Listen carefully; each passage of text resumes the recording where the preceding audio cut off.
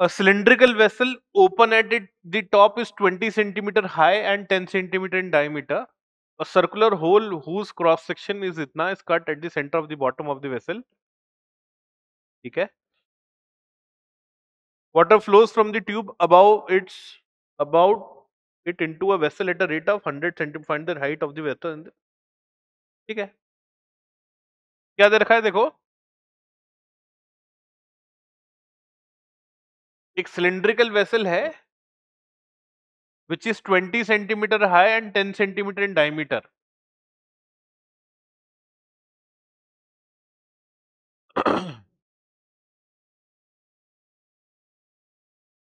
This is 20 centimeter high and 10 centimeter in diameter.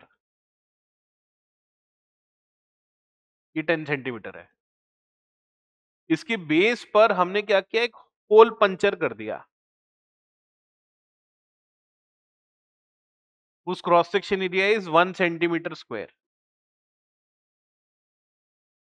Is cut at the center of the bottom of the vessel. Water flows from the tube above it into the vessel. अच्छा, इस vessel में क्या हो रहा है,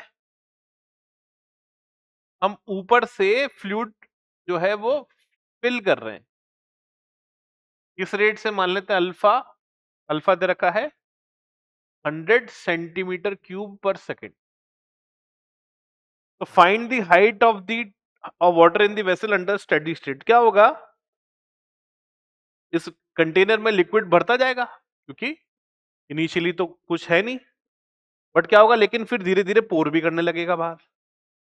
तो जिस वक्त अंदर फ्लूइड आने की रेट और बाहर निकलने की रेट बराबर हो जाएगी, उस मोमेंट पर क्या होगा, इसमें एक स्टेडी स्टेट आ जाएगा. उस वक्त इसकी हाइट कांस्टेंट हो जाएगी. और वो स्टेडी स्टेट कब आएगा, जब अंदर आने की जो रेट है अल्फा, वो बाहर जाने की रेट के बराबर होना चाहिए. नीचे मान लेते हैं यहां से फ्लूइड बाहर आ रहा है कितनी स्पीड से, v से, तो a इंटू वी. अब बात है v कितना होगा. तो v निकालने के लिए मुझे क्या करना पड़ेगा भाई, अल्फा पता है, a पता है, v नहीं पता. और h के टर्म्स में कैसे लाऊं, तो बड़ा सिंपल है. क्या करिए भाई, यहां का प्रेशर तो पी नॉट है ही है, ये h हाइट हो गया है, तो क्या करिए बर्नौली थ्योरम लगा लीजिए. ये पी नॉट प्लस रो जी एच प्लस, मान लेते हैं इसकी स्पीड तो लगभग 0 से ही है क्योंकि एरिया बहुत बड़ा होगा, पाई 10 इंटू 10.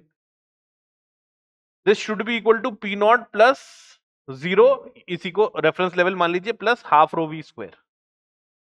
तो पी नॉट से पी नॉट कैंसिल कर लीजिए, रो से रो कैंसिल आउट हो गया, तो v जो है वो बेसिकली √2gh जैसे ही आ जाएगा, वेलोसिटी ऑफ फ्लक्स जैसे ही. तो बेसिकली 100 सेंटीमीटर क्यूब पर second should be equal to a which is 10 into √2gh.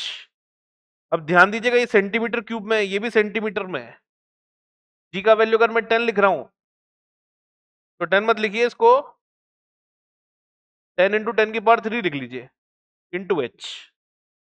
नहीं, 10 इंटू 10 की पावर 2 लिख लीजिए, इंटू h. सेंटीमीटर में कन्वर्ट कर लीजिए इसको. ठीक है, सॉल्व कर लीजिए. अब सॉल्व करेंगे तो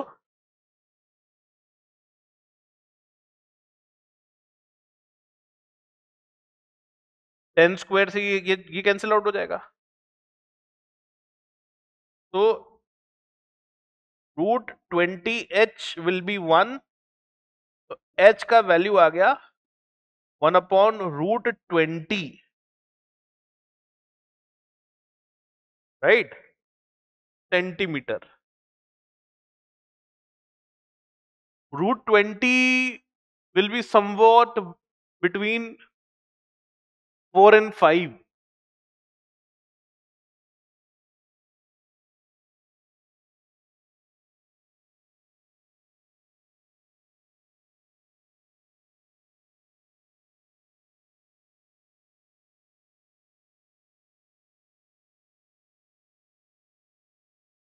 एक बार फिर कैलकुलेशन चेक कर लेते हैं.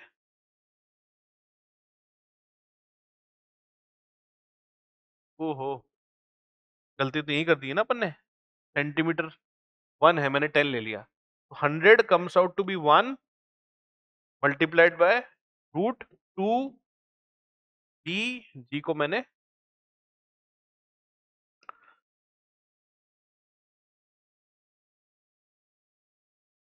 सेंटीमीटर स्क्वायर में कन्वर्ट कर लिया इनटू एच, तो ये कैंसिल आउट हो गया। नहीं, ये कैंसिल आउट नहीं हुआ,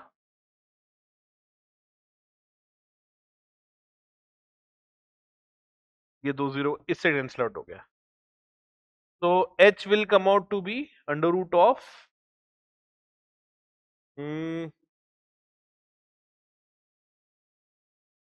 10 अपॉन 10 से एक रूट 10 कैंसिल करेंगे तो root 10 upon root 2, root 5 centimetre आना चाहिए आई बिलीव, तो आई बिलीव यहाँ पे रूट 5 होना चाहिए, तो 28 का आंसर जो है वो ये होगा अगर ये रूट 5 हो।